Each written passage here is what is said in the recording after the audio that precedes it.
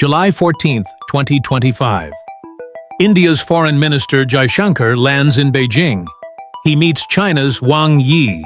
They talk border tensions, trade friction, mutual trust. They smile for photos. They release polite statements. And then they go home. And nothing changes.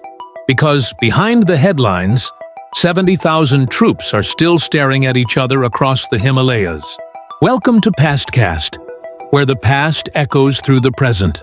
While the diplomats were sipping tea, China kept building roads and bunkers. India kept digging tunnels and setting up radar posts. The meetings say peace, but the maps say preparing for the worst. 3 months earlier, April 2025, U.S. Vice President J.D. Vance visited India. He met Modi, visited temples, admired elephants. But behind the smiles, he brought chip funding, defense deals, and one big question. India want to replace China? India didn't say yes, but it didn't say no either. It's all about land and legacy. China claims Aksai Chin. India claims Arunachal Pradesh. They both have old maps. They both say, it's ours. No agreement, no clarity, just an invisible line, with a lot of military on both sides.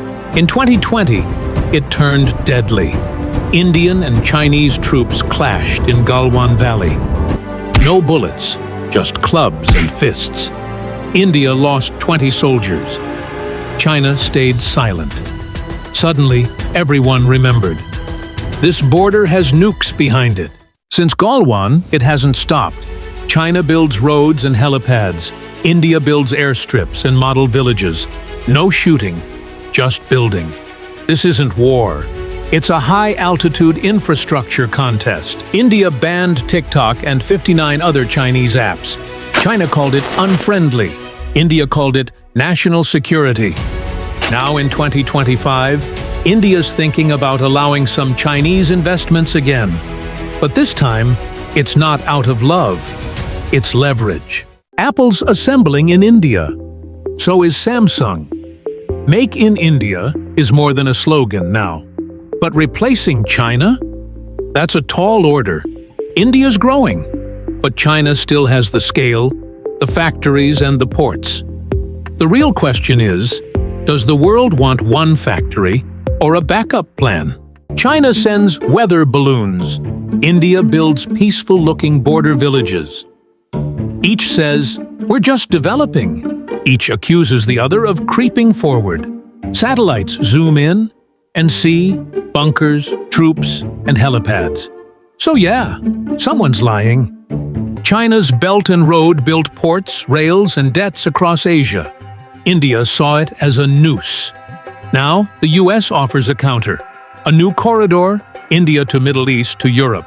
Trains, data, pipelines, no Beijing required. Call it infrastructure chess, and India just made a bold move. China runs on control, India runs on chaos and elections. One censors, one argues. But in 2025, the world's looking at India and saying, at least you're unpredictable with consent. Yes, all it takes is one drone crossing the wrong line. One soldier firing the wrong shot. One politician tweeting the wrong map. And boom, cold turns hot. This isn't war, but it's not peace either. It's bulldozers with national flags, satellites watching villagers plant sensors, and diplomats shaking hands, while troops dig deeper. So next time you hear, India and China are managing it well, just check the satellite feed. Because in this Cold War, construction is louder than gunfire.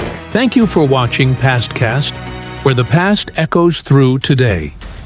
If you enjoyed the satire, scrolls, and scandals, like, subscribe, and ring the bell before the next empire falls.